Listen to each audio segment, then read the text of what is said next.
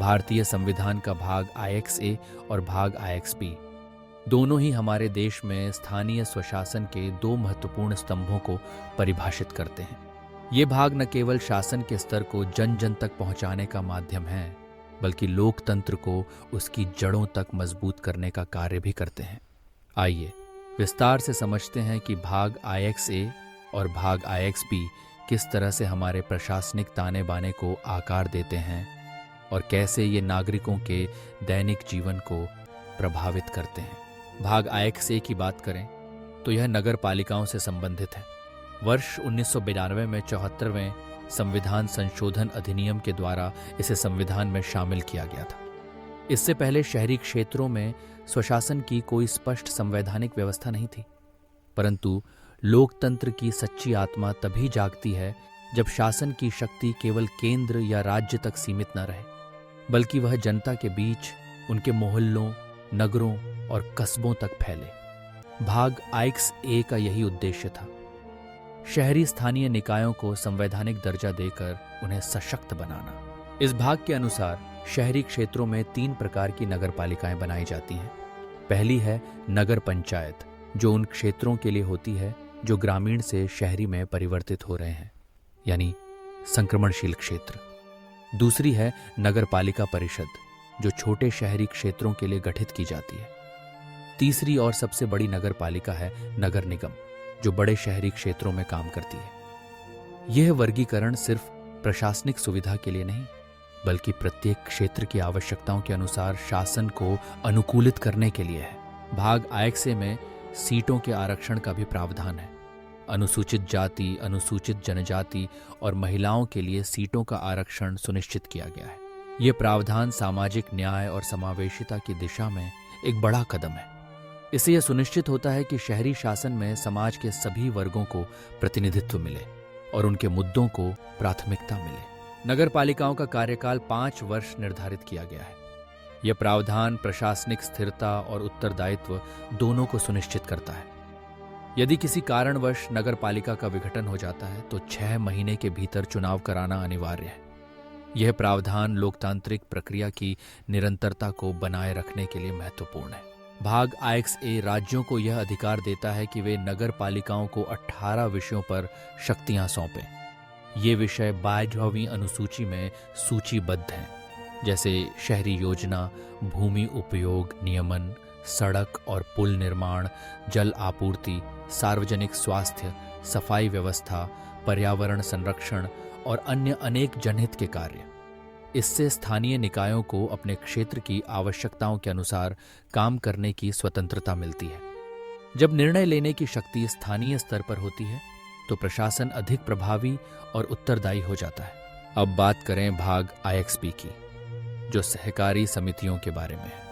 वर्ष 2011 में 97वें संविधान संशोधन के द्वारा इसे शामिल किया गया।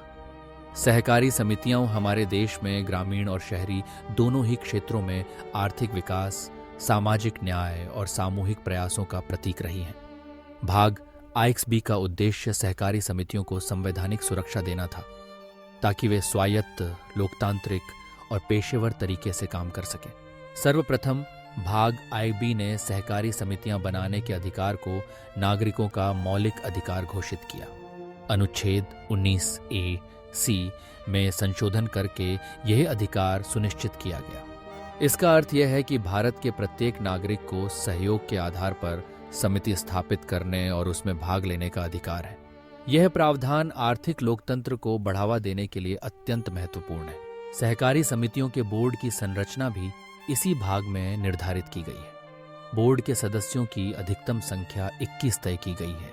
यह सीमा इसलिए निर्धारित की गई है ताकि समिति का संचालन सुगम और पारदर्शी रहे और निर्णय लेने में जटिलता न आए।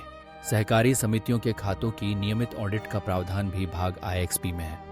इससे समितियों के वित्तीय लेन देन में पारदर्शिता आती है और सदस्यों का विश्वास बना रहता है। समय समय पर ऑडिट होने से यह सुनिश्चित होता है कि समिति के संसाधनों का दुरुपयोग न हो और आर्थिक अनुशासन बना रहे। बोर्ड के सदस्यों के चुनाव की प्रक्रिया को भी इस भाग में विशेष महत्व दिया गया है।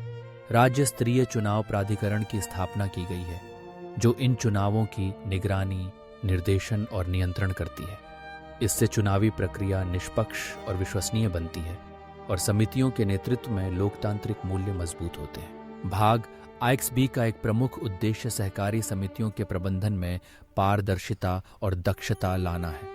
इससे समितियां सिर्फ औपचारिक संगठन नहीं रह जाती, बल्कि सदस्य हित में काम करने वाली, उत्तरदायी और जवाबदेह संस्थाएं बन जाती हैं। भाग IXA और IXB दोनों ही भाग स्थानीय स्वशासन और आर्थिक लोकतंत्र की दिशा में हमारे संविधान की दूरदर्शिता को दर्शाते हैं। नगरपालिकाएं शहरी प्रशासन को जनता के करीब लाती हैं, जबकि सहकारी समितियां सहयोग और सामूहिक प्रयासों के माध्यम से आर्थिक और सामाजिक विकास को गति देती हैं। इन दोनों भागों के प्रावधानों से यह स्पष्ट होता है कि हमारे संविधान निर्माता केवल शासन की प्रक्रिया को ही नहीं, बल्कि समाज के प्रत्येक वर्ग की भागीदारी, समानता और विकास को भी प्राथमिकता देते थे। आज जब हम शहरीकरण की तेज गति और बदलती सामाजिक आर्थिक चुनौतियों की बात करते हैं, तो भाग IXA के प्रावधान नगरपालिकाओं को सशक्त बनाकर शहरी समस्याओं का समाधान खोजने में मदद करते हैं, जबकि भाग IXB सहकारी समितियों को सक्षम बनाकर किसानों, कारीगरों, छोटे उद्यमियों और उपभोक्ताओं को आर्थिक रूप से सशक्त करने का माध्यम बनता है। इन दोनों भागों के प्रभाव से हमारे देश में प्रशासनिक और आर्थिक लोकतंत्र को नई ऊंचाइयां मिली हैं।